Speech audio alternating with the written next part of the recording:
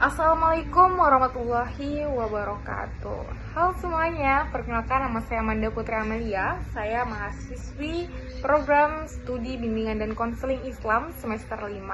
Jadi teman-teman, seperti biasa pada kesempatan kali ini mungkin saya akan menjelaskan sedikit mengenai salah satu materi matkul saya, yaitu kuantitatif, yang mana pada kesempatan kali ini saya akan menjelaskan mengenai macam-macam metode dari kuantitatif itu sendiri. Jadi untuk macam-macamnya nanti itu ada 3 teman-teman, yaitu pertama adalah mungkin korelasi, survei, dan eksperimen.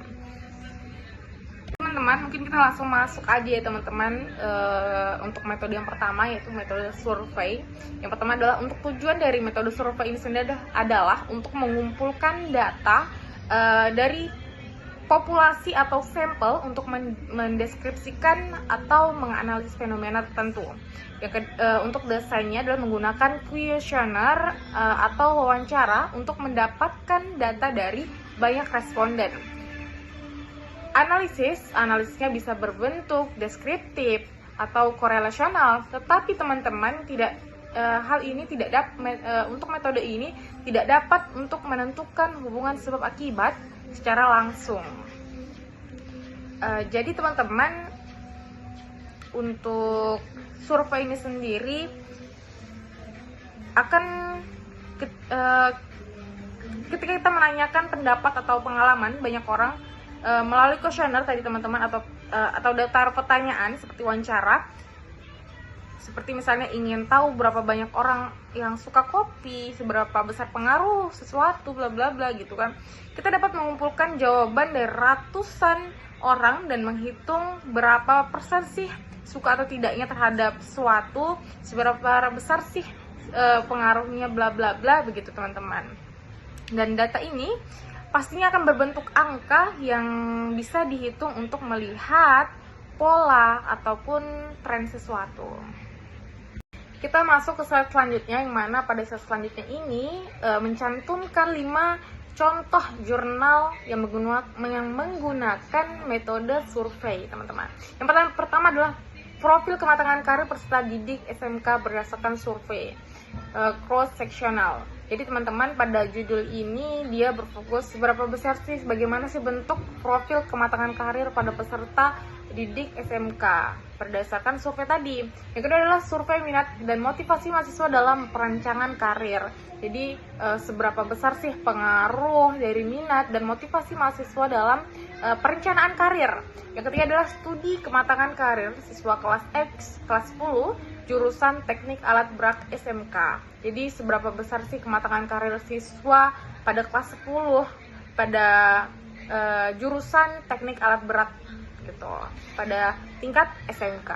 Yang keempat adalah tingkat kematangan karir siswa kelas 11 ditinjau dari tingkat pendidikan orang tua. Jadi seberapa besar sih kematangan karir pada siswa kelas 11 berdasarkan dari dorongan atau tingkat pendidikan yang diberikan oleh orang tuanya.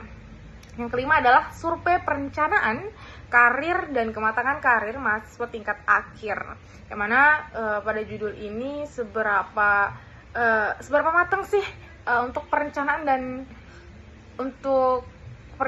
ataupun kematangan karir pada mahasiswa tingkat akhir gitu.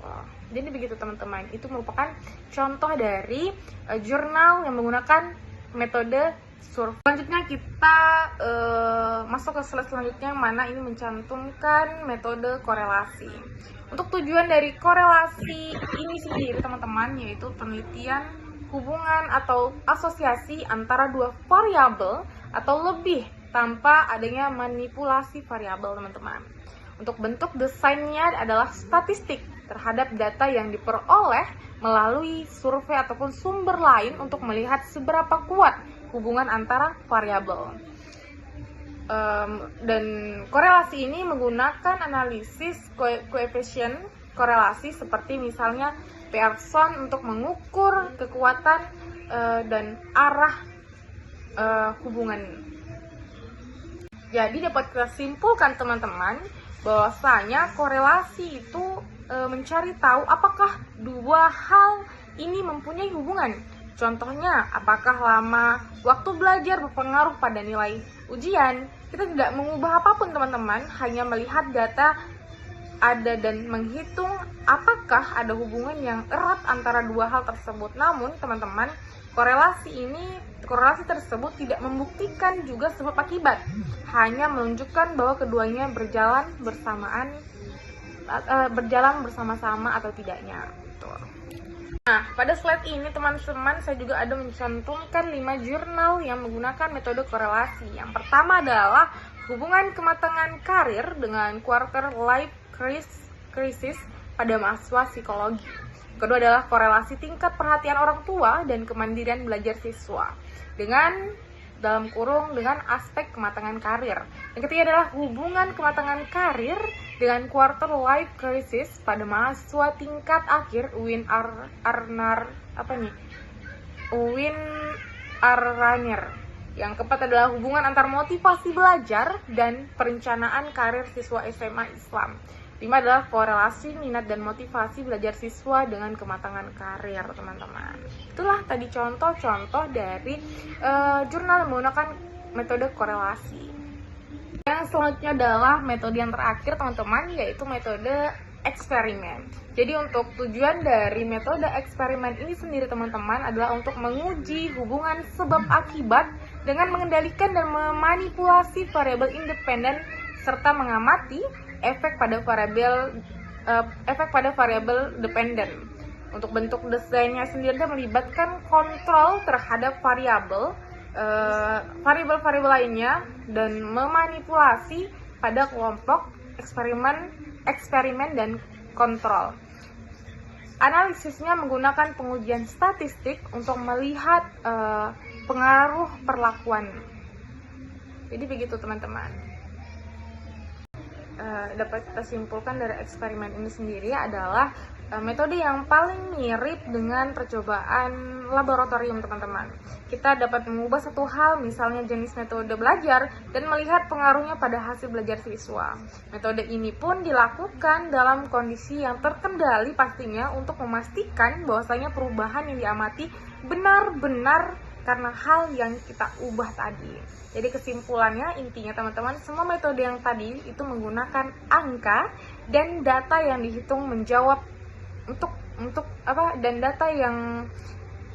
dihitung untuk menjawab pertanyaan penelitian secara lebih objektif dan sistematis atau teratur gitu.